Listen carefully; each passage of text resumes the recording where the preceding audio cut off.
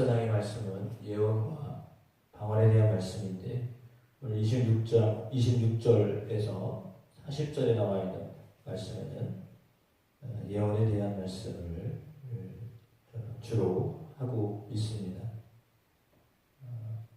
26절에 형제들아 이렇게 다시 고린도 교회 성도들을 향하여서 형제들아라고 하는 단어로 시작하고 있습니다. 모였을 때에 각각 찬송시도 있고 가르치는 말씀도 있고 계시도 있고 방언도 있고 통역함도 있다라고 했거든요. 이런 경험들을 혹시 해보셨나 여쭤봅니다. 모였을 때 이런 일이 벌어진다라고 했잖아요. 그러니까 집회 가운데 찬송이 울려 퍼지고 가르치는 말씀도 있고 계시도 있고 방언도 있고 통역하는 일도 있다라고 했습니다. 이게 공식적으로 예배 시간에 일어난 일이에요. 예배 때 이런 일들이 벌어지는 거예요. 근데 우리는 생각할 때 이건 특별한 집단에서만 일어나는 일들이다라고 생각할 수 있어요. 성경에 이렇게 써 있는데도 불구하고 성경에 이렇게 써 있는데 이거는 조금 좀 뭐라 그래야 돼요? 표현을 믿지 않는 사람이 표현을 쓰자면 광신도에게나 있는 일이지 이거는 이런 일은 없다 이렇게 생각하는 분이 있을 수도 있습니다. 이렇게 말씀 중심으로 말씀만 강조하는 쪽에서는 아마도 성경에 써 있지만 좀 묵과하기가 쉬운 본문일 수 있거든요. 근데 분명히 성경에 나와 있습니다. 찬송시도 있고 가르치는 말씀도 있고 계시도 있고 방언도 있고 통역하는 것이 있다라고 했습니다. 이게 다 예배 안에 있었던 일들입니다. 당시에 초대교회에 이런 일들이 다 이루어졌던 거예요. 현상적으로 은사로 나타났던 것들입니다. 그래서 방언을 말하기 시작하면 두 사람이나 많아야 세 사람이 차례를 따라서 해야 되고 한 사람은 통역을 해야 된다라고 했습니다. 전에 바울이 방언을 하면 통역해야 된다라고 했잖아요. 왜냐하면 덕이 안 되기 때문에요. 그러니까 방언을 했으면 방언하는 것을 통역하는 사람이 있을 때 그 방언이 유용한 거죠. 그러니까 두세 사람이 모여서 방언을 하게 되면 그 중에 한 사람은 통역을 해야 된다는 겁니다. 통역을 해서 사람들이 그 하나님의 말씀을 아니면 하나님이 그 사람에게 주신 영적인 비밀들을 함께 나누도록 해야 한다라고 하는 것인데 그때에 차례를 따라서 해야 한다라고 하는 겁니다. 그래서 통역하는 자가 없으면 교회에서는 잠잠하고 자기와 하나님께만 하여라라고 한 이유는 덕이 안 되기 때문입니다. 그러니까 방언을 받았습니다. 근데 통역할 사람이 없습니다. 그렇다면 어떻게 하라고요? 교회에서는 공적인 예배 시간에 그렇게 하면 안 되는 거예요. 왜냐하면 이게 들어야 될 사람들이 있고 또한 본인도 역시 마찬가지인데 듣는 사람들에게 아무런 유익이 없기 때문입니다. 그래서 물리는 꽹과리와 같다라고 했던 그 방언에 대한 이야기를 하면서 물리는 꽹과리와 같다라고 했던 꽹과리 그냥 막 소리 이거 울리면 시끄럽기만 하지 유익이 없는 거예요. 그런 것처럼 방언이 너무 좋은 건데 그럼에도 불구하고 이 통역이 안 돼, 통변이 안 되면 그러면 그때는 어떻게 하라고요? 잠잠해야 된다라고 했습니다. 하나님과만 해야지 그걸 공적으로 이렇게 자랑하듯이 하면 그건 유익하지 않다라고 하는 거죠. 예언하는 자도 역시 마찬가지입니다. 둘이나 셋이나 말하고 다른 이들은 그것을 분별하라라고 했거든요. 그러니까 예언을 하더라도 역시 마찬가지입니다.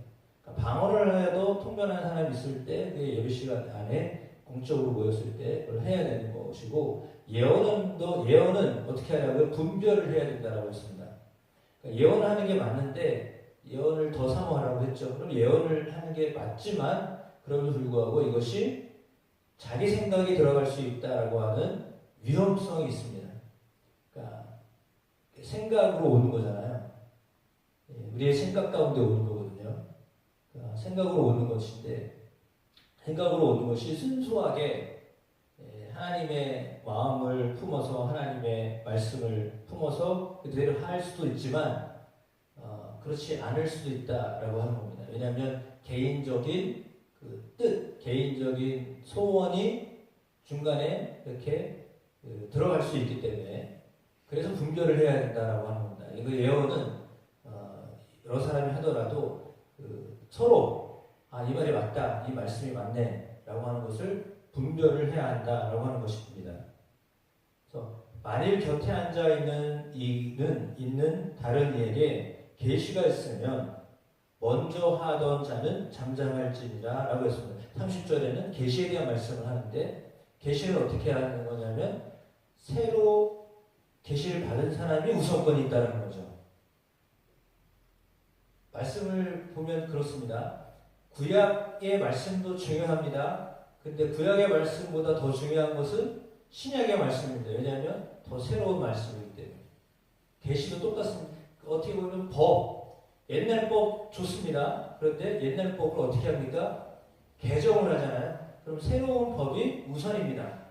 똑같습니다. 계시도 먼저 하나님 주셨던 계시의 말씀이 있지만 방금 들은 계시의 말씀이 훨씬 더 우리에게 유익한 거이기 때문에 지금 계시를 받은 사람이 있으면 그 사람에게 우선권을 줘야 된다라고 하는 거예요. 그런 의미로 받아들이셔야 됩니다. 그런 질서를 말하는 거죠. 오늘 본문은 그러므로 질서에 대한 이야기를 하는 겁니다. 예언하는 너희는 다 모든 사람으로 배우게 하고 모든 사람으로 권면을 받게 하기 위하여 하나씩 예언할 수 있느니라 라고 했습니다. 배우고 권면을 받도록 하기 위하여서 한 명씩 물론 하나씩 예언할 수 있다라고 하였습니다. 그 예언을 통해서 한 사람에게 누군가에게 가르침을 하기 위해서 하나님이 공동체 안에 예언하는 사람을 주신다는 겁니다. 그리고 권면하도록 예언을 주신다는 거죠.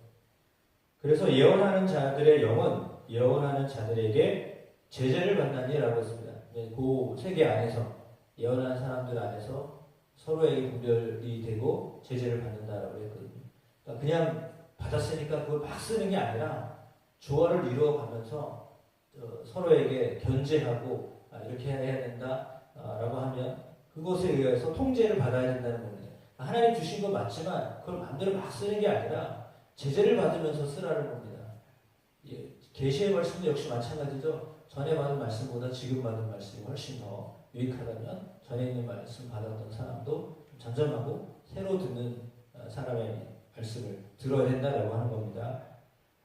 그래서 하나님은 무질서의 하나님이 아니고 오직 화평의 하나님이시다라고 했습니다. 하나님은 중구난방으로 막 이렇게 되어져 있는 것이 아니라 질서 있는 하나님, 또 화평을 이루시는 하나님이시기 때문이다라고 했습니다. 34절에 여자는 교회에서 잠잠하라 라고 하는 말씀이 이게 어떤 교단에서는 여자분들은 안수를 주면 안 된다 이런 식으로 해석을 하는 분도 있습니다.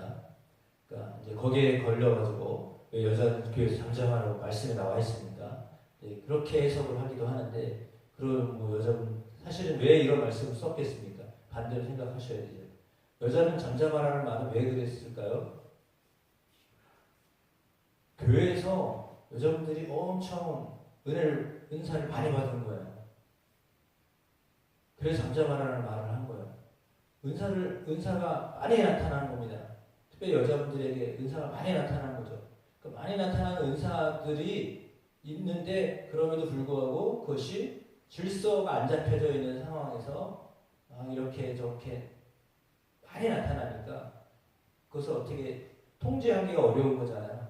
그래서 오늘 본문의 말씀이 질서 있게 차례차례 해야 된다라고 하는 말씀은 바로 그런 이유이기 때문입니다.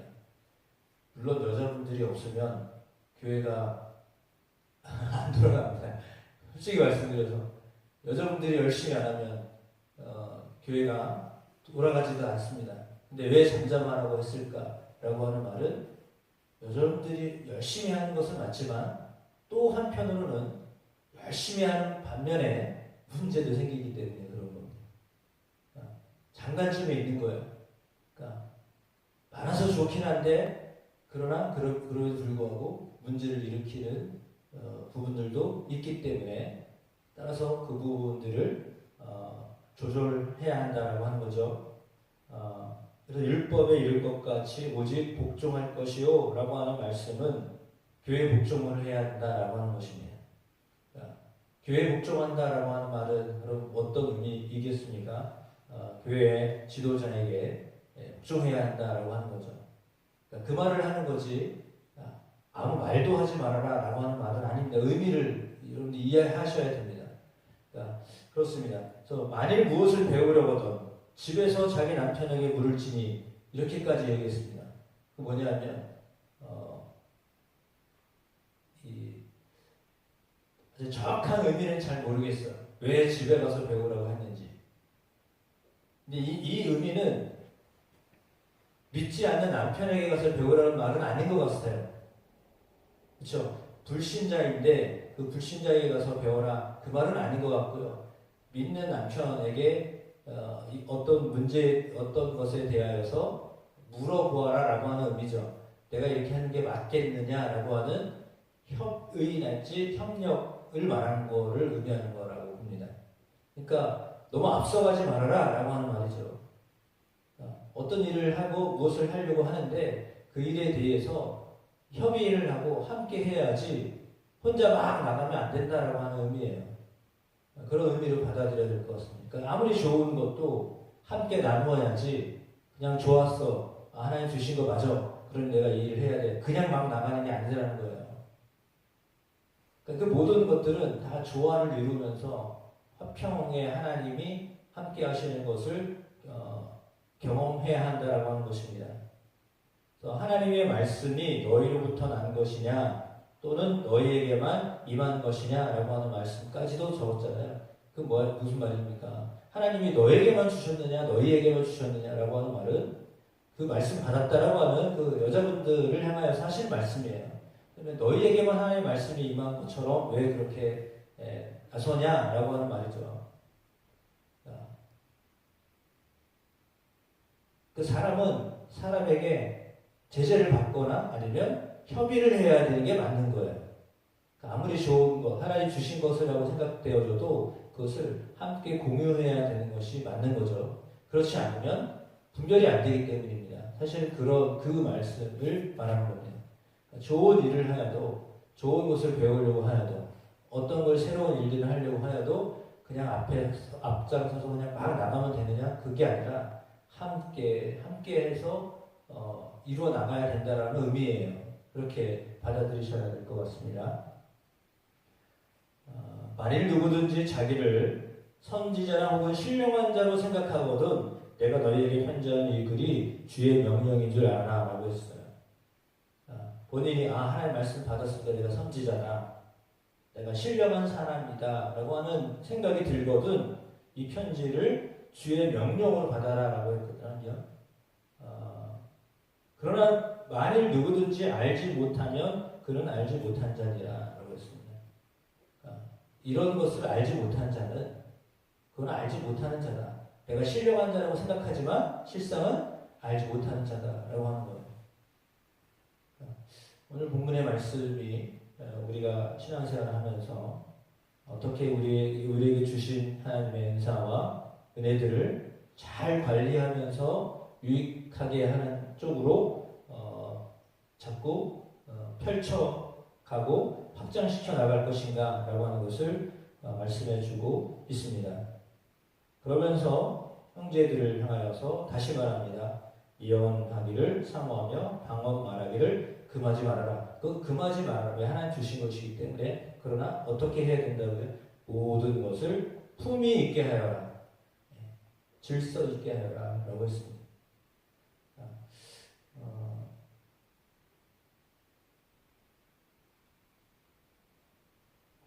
이 모든 것에 품위가 있어야 되고 질서 있게 하여야 된다라고 했습니다.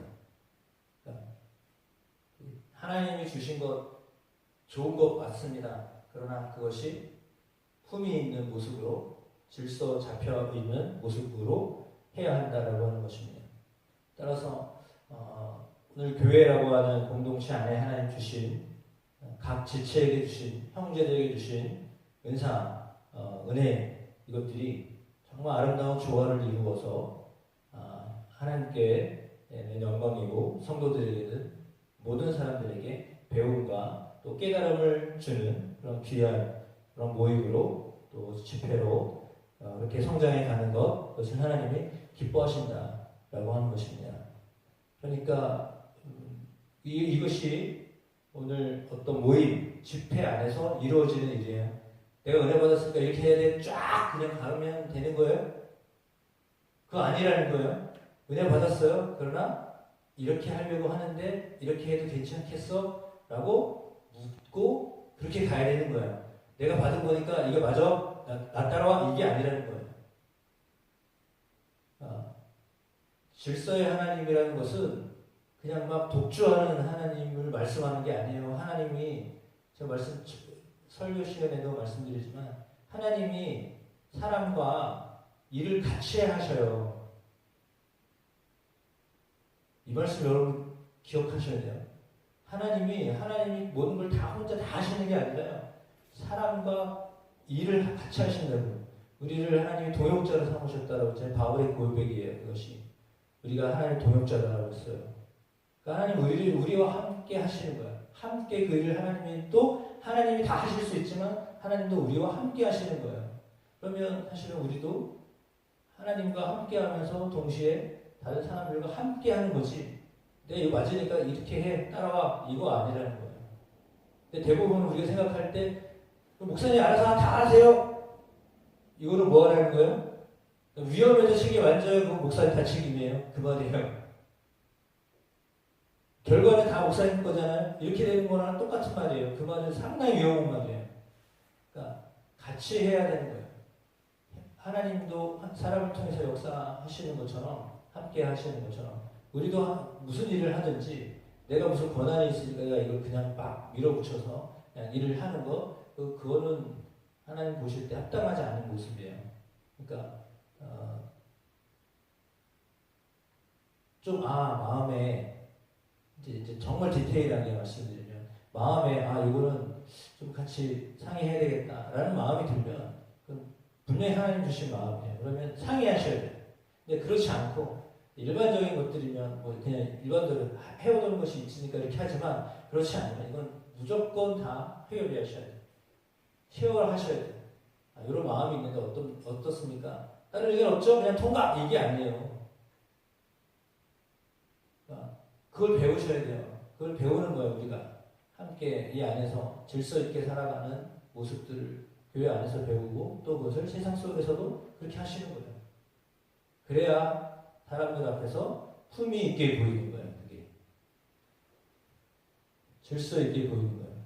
그런 아름다운 모습들로 세워져 가는 저와 여러분의 모습 되시게 하실 줄로 믿습니다. 기도하겠습니다. 하나님은 우리를 통하여서 역사하십니다. 우리 안에 각종 은사를 주시고 그 은사를 통하여 하나님의 일을 이루어 가십니다. 하나님의 뜻을 품게 하시고 하나님의 마음을 읽게 하시고 그것들을 이루어 가십니다. 그 일에 우리가 쓰임받을 수 있도록 하나님 우리를 불러주신 것 감사합니다. 광덕중앙교회여만 공동체 안에서 우리를 하나님의 사람들로 형제들로 불러주셨습니다. 질서 있고 품위 있는 모습으로 하나님의 영광을 돌려드리는 저희 모든 성도들, 지체들 되게 하옵소서. 예수 그리스도 이름으로 기도드립니다. 아멘.